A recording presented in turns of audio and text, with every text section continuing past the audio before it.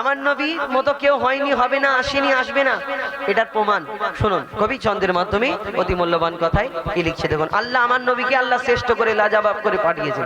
কেমন কেমন করে কবি ছন্দের মাধ্যমে লিখছে দেখুন, একটু কমিয়ে দেন মনিটা।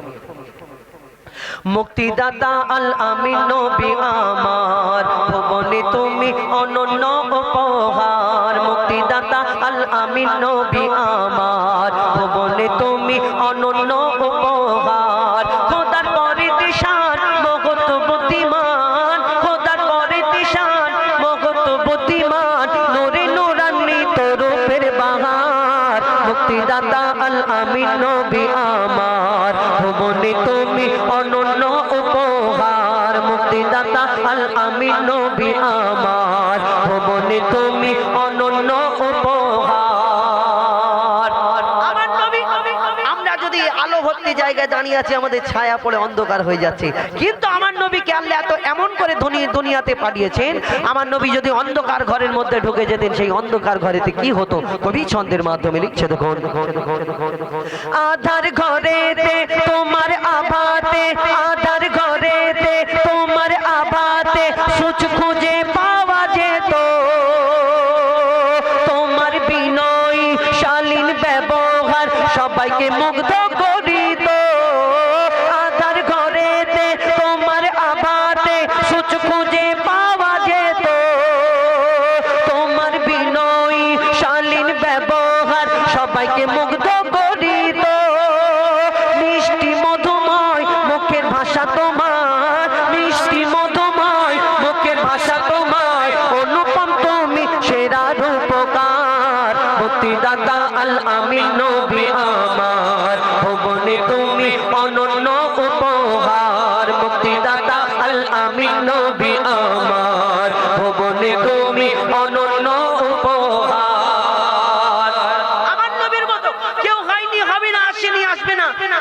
আমরা যদি এই দুনিয়াতে বড় বড় বিজ্ঞানী আবিষ্কারক ডাক্তারকে বলো, কারো চোখ যদি কোনো আঘাত লেগে খুলে পড়ে যায়, সেই চোখটা লাগিয়ে দেবে, কিন্তু সেই চোখে আর দেখতে পাবে না। আমার নবী যুদ্ধের ময়দানে একজন সাহাবার চোখটা খুলে পড়ে গেল শত্রুদের তীরের আঘাতে, সেই চোখটা লাগিয়ে দিয়ে আমার নবী আল্লাহর কাছে দোয়া করে, সেই চোখেতে কি হয় কবি ছন্দের মাধ্যমে লিখছে দেখুন।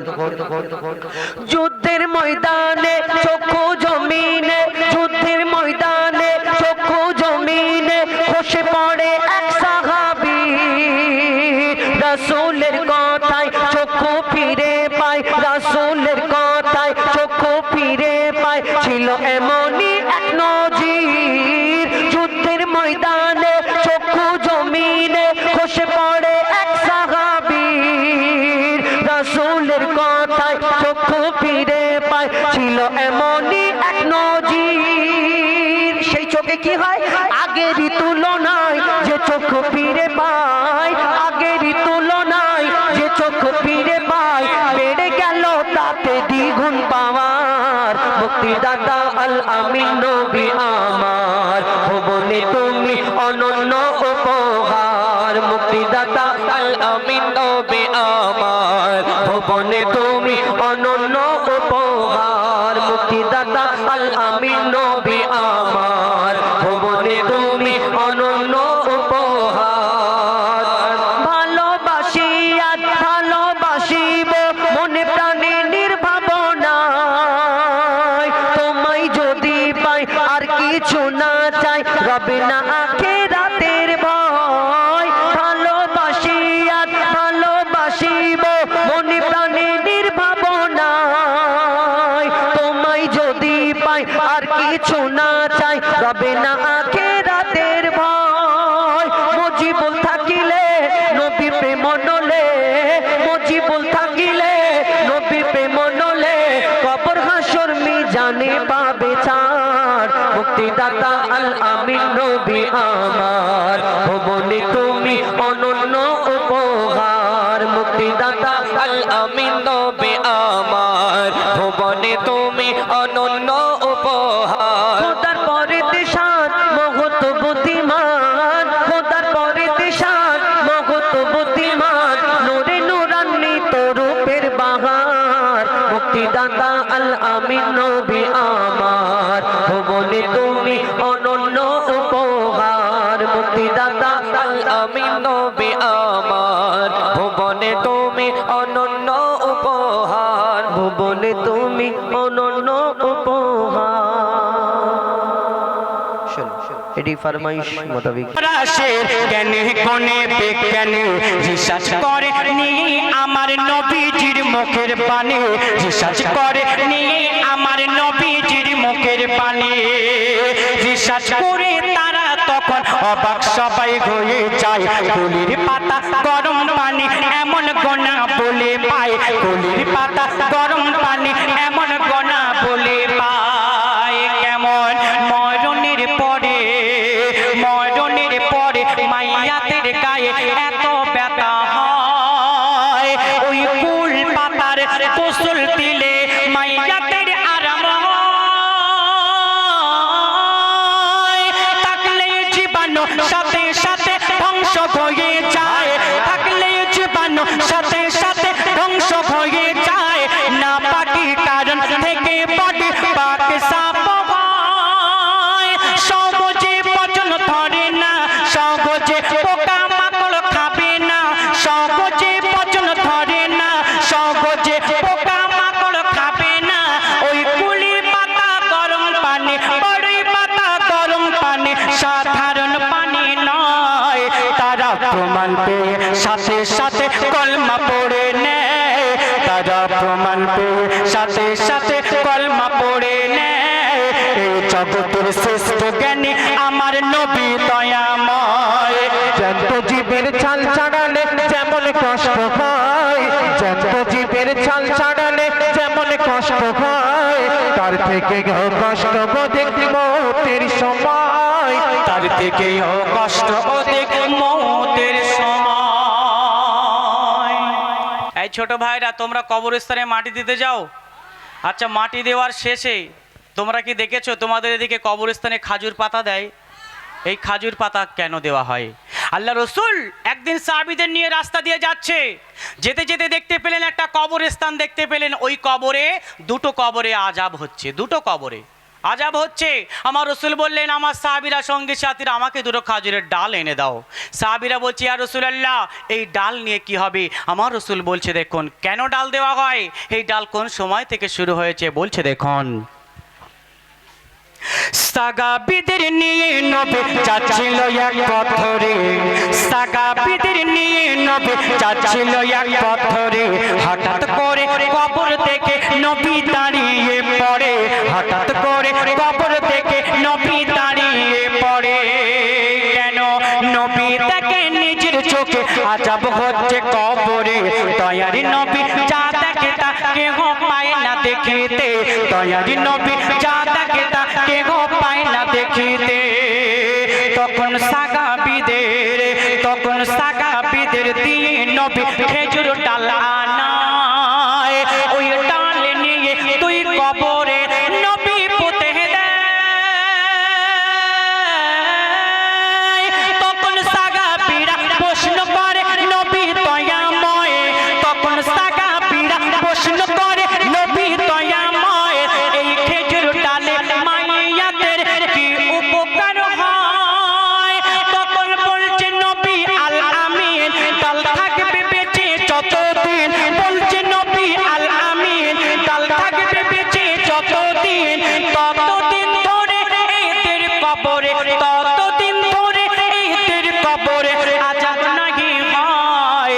তাই আজও যখন মাইয়াতের কবর দেওয়া হয়, খেজুরের ডাল নিয়ে কবরে পুঁতে দেয়। জ্যান্ত জীবের ছাল ছাড়ালে যেমন কষ্ট হয়, জ্যান্ত জীবের ছাল ছাড়ালে যেমন কষ্ট হয়, তার থেকে কষ্ট অধিক মৌতের সময়, তার থেকেও কষ্ট অধিক মৌতের সময়।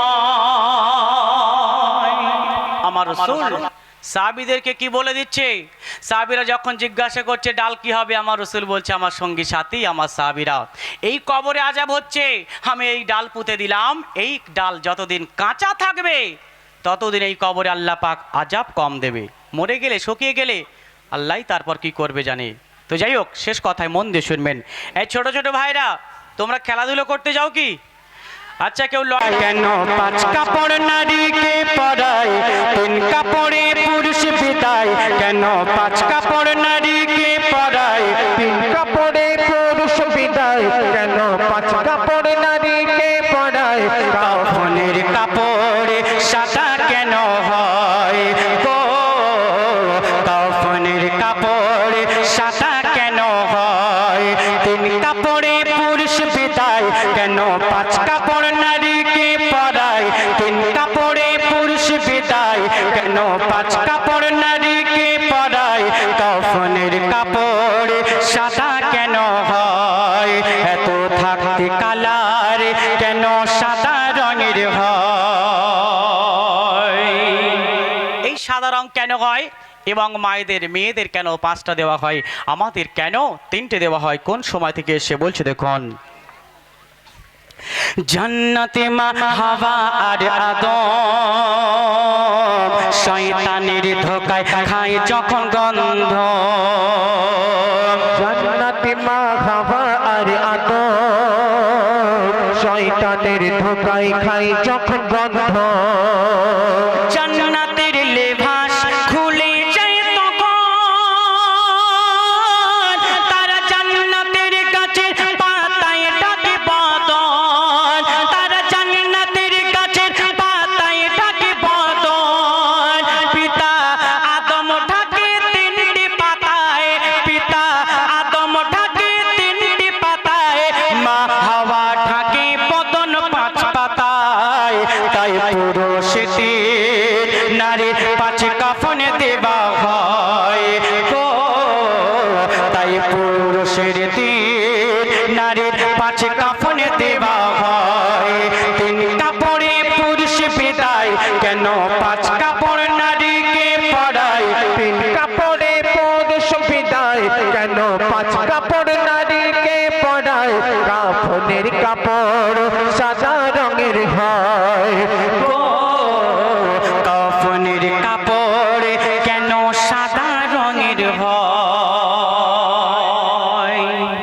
আজকে জান্নাতে আমাদের পিতা আদম আলাইহিস সালামকে যখন রাখা হলো তাদেরকে বারবার করে বললেন তোমরা জানো গন্ধম ফল ভুলেও খাবেন না তারা কি করলো শয়তানের ধোঁকায় পড়ে দুজনা গন্ধম ফল খেয়ে নিল আল্লাহ পাক সেই সময় তাদের গায়ে থেকে শরীর থেকে জান্নাতি পোশাকটুকু খুলে নিলেন তখন তারা কি করবে জান্নাতের গাছের পাতা নিয়ে তাদের শরীরটুকু ঢেকেছিল আমাদের পিতা আদম আলাইহিস সালাম তিনি 3টে ঢেকেছিল 3টে পাতা নিয়ে আর আমাদের মা হাওয়া তিনি 5টা পাতা নিয়ে ঢেকেছিল তার জন্য আজকে এই অবস্থা ছেলেদের 3টে দেওয়া হয় মেয়েদের 5টা দেওয়া হয় শেষ কথায় মন দিয়ে শুনবেন এই ছোট ছোট বাচ্চারা এই এদিকে ফেরো তোমরা কি গল্প করছো না কি গো মন দিয়ে গজল শুনছো তো মাশাআল্লাহ তো যাই হোক শেষ কথায় মন দিয়ে শুনবেন আজকে দুনিয়ার জমিনে দেখবেন আমরা মুসলমান যখন মারা যাই শুধু সাদা দিই না সব ধর্মের মানুষ সাদা দিই কেউ মুক্তি পূজা করে কেউ ভিন্ন ভিন্ন পূজা করে কেউ অনেক আল্লাহকে মানে অনেকে অনেক কিছুকে মানে কিন্তু দুনিয়ার জমিনে যে ধর্মই করুক না কেন মানুষ যখন মারা যায় এই সাদা রঙের কাফন কেন দেওয়া হয় ধর্ম যখন আলাদা কালার তো অন্য অন্য দিতে পারতো আমরা নাই সাদা দিই আমরা ইসলাম ধর্ম অন্য যখন কেউ অন্য ধর্ম মানে সে তো লাল দিতে পারতো অন্য ধর্মে যখন অন্য মানে সে তো কালো দিতে পারতো কেন এই সাদা কোট থেকে এলো লিখছে দেখুন কোন সময় থেকে বলছে দেখুন বলে গেছে নবী দয়াময় সাদা কাপড় বেশি পরবে জীবন দশায় আল্লাহ রাসূল এই দুনিয়ার জমিনে সাদা রঙের পোশাককে ভালোবাসতেন সব থেকে সাদা রঙের তাই বলে কালো পরতে মানা করেছে না নীল পরতে মানা করেছে না বলছে দেখুন বলে গেছে নবী দয়াময় সাদা কাপড় বেশি পরবে জীবন দশায় ভুলে গেছে নবী দয়াময় সাদা কাপড় বেশি পরবে জীবন দশায় মরণের পরে মাইয়াতের গায়ে সাদা রঙের কাপড় কাপড় পরাবে সবাই সাদা কাপড় কাপড় পরাবে সবাই কেন নবীর উপাতের পরে নবীর উপাতের পরে নবীর সাদা রঙের কাপড় কাফন দেয়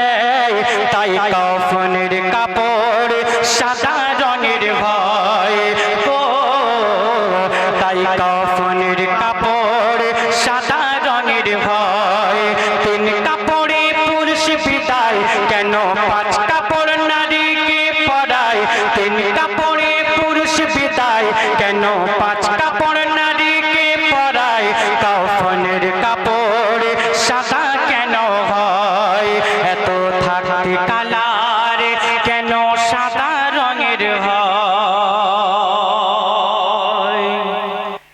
শুনলেন এই ছোট ছোট ভাইরা আমার রসুলকে যদি